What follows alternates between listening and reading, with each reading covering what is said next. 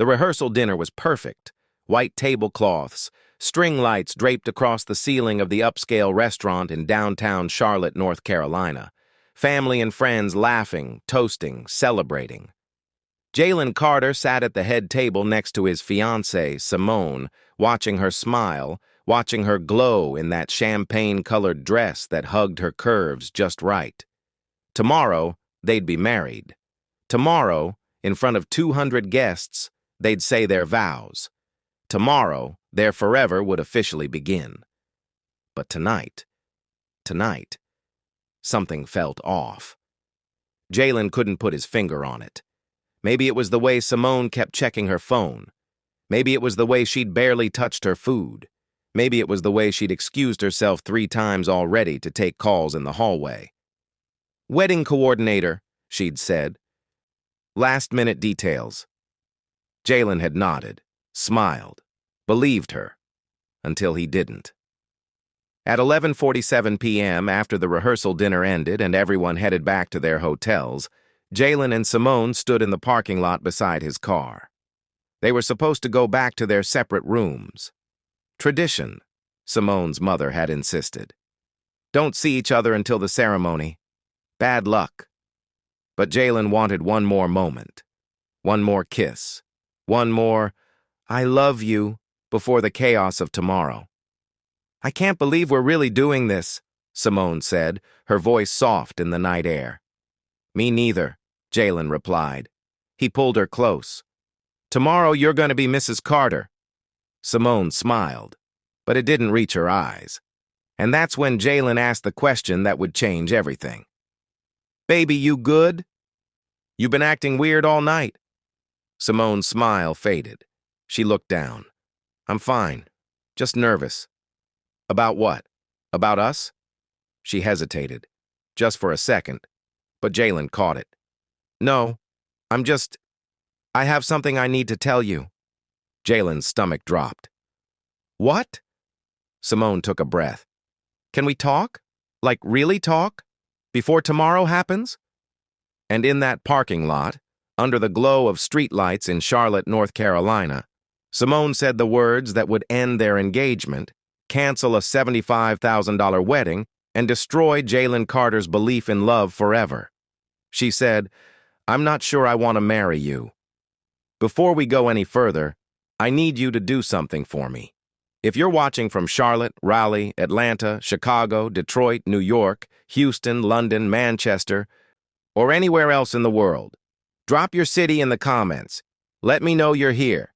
And if this story hits you the way it's hitting me, smash that like button and subscribe to the Fiend Files, because what you're about to hear is going to leave you stunned.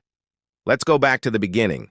Jalen Carter was 32 years old, a financial analyst at a major bank in Charlotte. He was clean-cut, professional, with dark brown skin, a low fade, a neatly trimmed beard, and a tattoo of a phoenix rising on his left shoulder blade. He'd grown up in West Charlotte, worked his way through UNC Chapel Hill on scholarships, and landed a 6-figure job by the time he was 27. He was stable, responsible, the kind of man mothers approved of and fathers respected. He met Simone LeRae Bennett 3 years earlier at a rooftop party in uptown Charlotte. She was 29, stunning in every way. Dark skin like polished mahogany. Natural curls she wore in a high puff. Brown eyes that sparkled when she laughed. She had a small hummingbird tattoo on her collarbone and a quote tattooed in script down her ribcage. She believed she could, so she did. She worked as a public relations manager for a tech company. Smart, ambitious, confident. They clicked instantly. Chemistry was undeniable. They dated for 6 months before Jalen asked her to move in. 2 years later, he proposed on a beach in Myrtle Beach at sunset. She said yes without hesitation. They set a date. They hired a wedding planner. They sent out invitations. They built a life. But somewhere along the way, Simone started having doubts. And she never said a word. Not until that night. Not until it was almost too late. "What do you mean you're not sure?" Jalen asked, his voice hollow. The parking lot felt like it was spinning. "Simone, We're getting married tomorrow. Tomorrow. People flew in from across the country. Your dress is hanging in your hotel room. The flowers are already at the venue. What do you mean you're not sure? Simone's eyes filled with tears. I know. And I'm so sorry. But I can't do this if I'm not 100% sure. Where is this coming from? Jalen's voice was rising now. You've never said anything. Not once in 3 years have you said you had doubts. Because I didn't want to ruin things, Simone shouted back. I didn't want to disappoint you. I didn't want to disappoint my family. Everyone's so excited and I felt like I had to go through with it. Jalen stared at her. You felt like you had to? Simone, you don't marry someone because you feel like you have to. You marry them because you can't imagine your life without them. I love you, Jalen. I do. But what? Simone wiped her eyes. Her hands were shaking. But I don't think I'm in love with you anymore. The words hit Jalen like a freight train. His chest tightened. His throat closed up. He took a step back. You don't love me. I didn't say that. You just said you're not in love with me. That's the same thing. It's not. Simone reached for his arm. He pulled away. Jalen, please. I'm trying to be honest. I'm trying to do the right thing before we make a mistake. A mistake? Jalen's voice cracked. 3 years together is a mistake? Moving in together was a mistake? Me proposing to you was a mistake? That's not what I meant. Then what did you mean, Simone? Because right now it sounds like you wasted 3 years of my life. Simone's face crumpled. I'm sorry. I'm so sorry. Jalen felt tears burning behind his eyes. He blinked them back. Why now? Why wait until the night before the wedding? Why not tell me this 6 months ago? A year ago? Because I kept hoping the feeling would come back, Simone cried. I kept thinking maybe I was just stressed. Maybe it was cold feet. Maybe once the wedding was over, everything would be okay. But it's not. And I can't walk down that aisle tomorrow knowing I feel like this. Jalen shook his head. His hands were trembling. Is there someone else? What? No. Don't lie to me, Simone. If there's someone else, just tell me. There's no one else, Simone said firmly. This isn't about another man. This is about me, about us, about the fact that somewhere along the way I lost the spark, and I don't know how to get it back. Jalen laughed bitterly. The spark? You're throwing away a marriage because you lost the spark. It's more than that. No, it's not. Jalen's voice turned cold. You're scared. You're scared of commitment. You're scared of forever. And instead of working through it, instead of talking to me, you waited until the last possible second to blow everything up. That's not fair. Fair? Jalen took a step closer. You want to talk about fair? I spent $30,000 on this wedding, Simone. $30,000. My family flew in from North Carolina, Virginia, South Carolina. Your family is here. Our friends are here.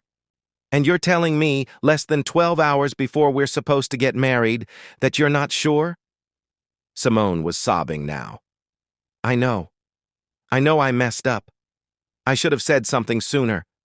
But I'm saying it now, and I'm begging you to understand. Understand what? That you don't love me? I do love you. Stop saying that, Jalen shouted. If you loved me, we wouldn't be having this conversation. The argument lasted another hour. Back and forth. Accusations. Apologies. Tears. Simone tried to explain. Jalen tried to understand. But the more they talked, the clearer it became. This wedding wasn't happening. At 1:30 a.m., Jalen finally asked the question he'd been avoiding. So what do we do? Simone looked at him, her face red and swollen from crying. We call it off. Just like that? What else can we do? Jalen ran his hand over his face. Exhaustion, heartbreak, disbelief. We have to tell people, we have to cancel the venue, the caterer, the photographer, the DJ, everything. I know. And then what? We just go our separate ways?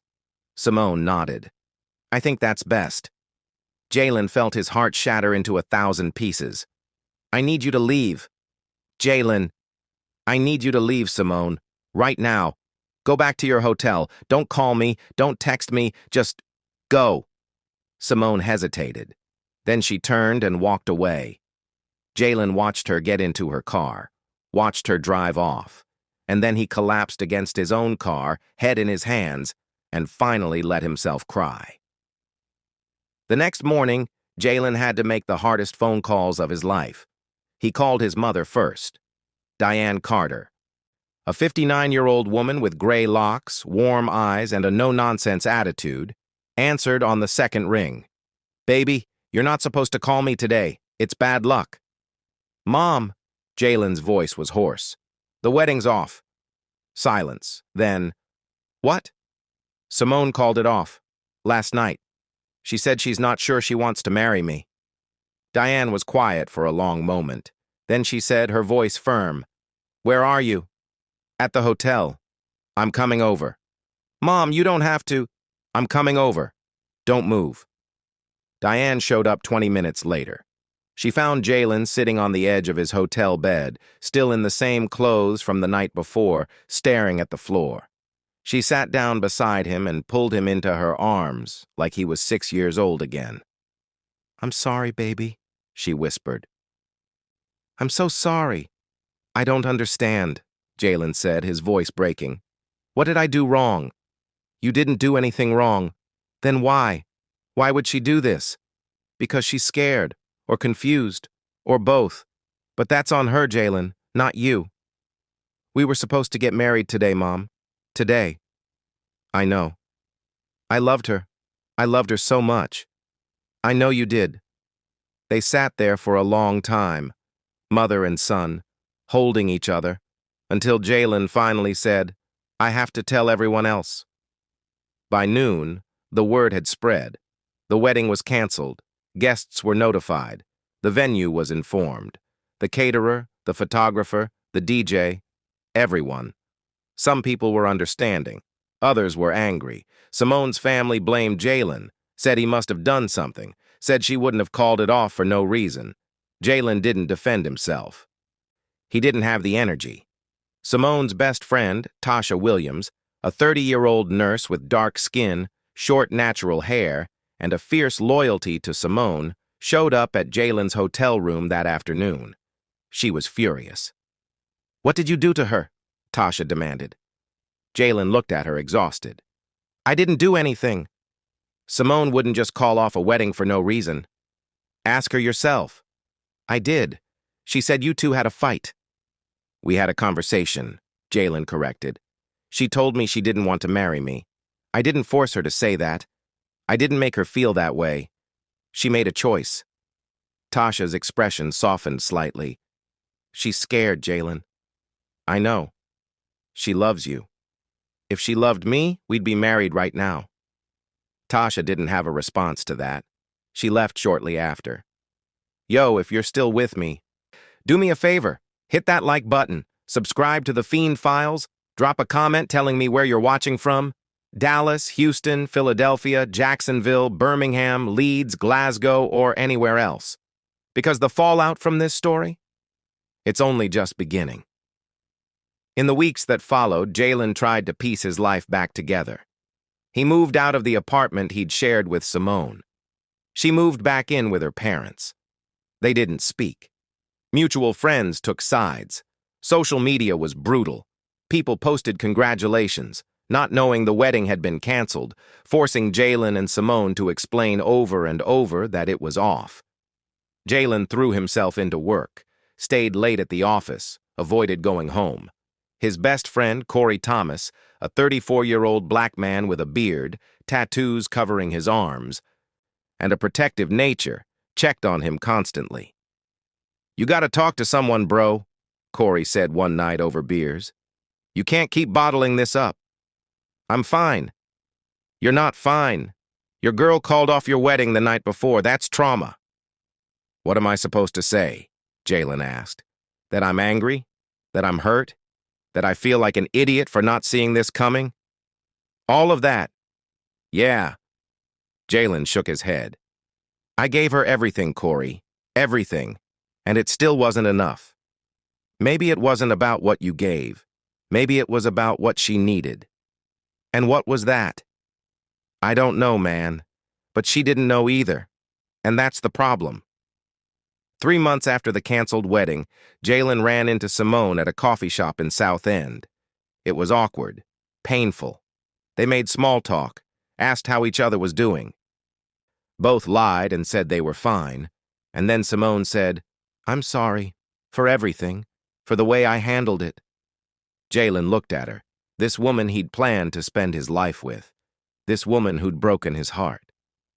Are you happy now? Simone's eyes filled with tears. No, I'm not. Then what was the point? I don't know, she whispered. I thought I was doing the right thing. I thought I was being honest.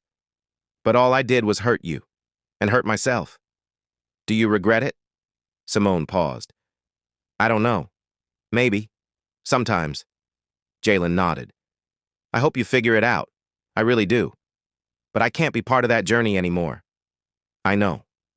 They said goodbye. For the last time. And Jalen walked away, knowing that some conversations change everything. Some conversations end things before they even begin. And some conversations leave scars that never fully heal. Detective Rachel Morgan, a white woman in her late 30s with blonde hair, sharp features, and a calm demeanor, was called in when Simone's family filed a harassment complaint after someone started sending threatening messages to Simone online. The case went nowhere. The messages stopped. But Rachel sat down with both Jalen and Simone separately to assess the situation. Do you still love her? Rachel asked Jalen. I don't know, Jalen said honestly. Part of me does. Part of me hates her. Part of me just wants to forget she exists. And if she came back? If she said she made a mistake? Jalen thought about it. I don't think I could trust her again. And without trust, what's the point? Rachel nodded. That's mature of you. It doesn't feel mature. It feels like giving up. Sometimes giving up is the healthiest thing you can do. Today, Jalen Carter is 34. He's dating again, but he's cautious, guarded. He doesn't talk about marriage, doesn't talk about forever. He takes things slow, day by day, because he learned the hard way that sometimes the person you think is your forever isn't. Sometimes the conversation that should have happened months earlier happens the night before a wedding. And sometimes love isn't enough. Simone Bennett moved to Atlanta. She works for a different company. She's single. According to mutual friends, she regrets calling off the wedding. But regret doesn't change the past. It doesn't undo the pain. It doesn't bring back what was lost. The venue refunded half the deposit. The caterer kept theirs. The photographer was understanding. The DJ was not. Jalen lost thousands of dollars. But more than that, he lost faith in love, in people, in the idea that when someone says forever, they actually mean it. And that loss? That's the real tragedy. Not the canceled wedding, not the wasted money, but the shattered belief that love is supposed to last. Thank you for watching, everyone. Whether you're tuning in from Charlotte, Raleigh, Atlanta, Miami, Chicago, Brooklyn, Houston, London, Bristol, or anywhere else in the world, I appreciate you. If this story made you think, made you feel, drop a comment below. Share your thoughts. And don't forget to subscribe to the Fiend Files, because there are more stories, more heartbreaks, more truths that need to be told. Stay strong, stay smart. And remember, sometimes the hardest conversations are the ones that save you from making the biggest mistakes. Until next time.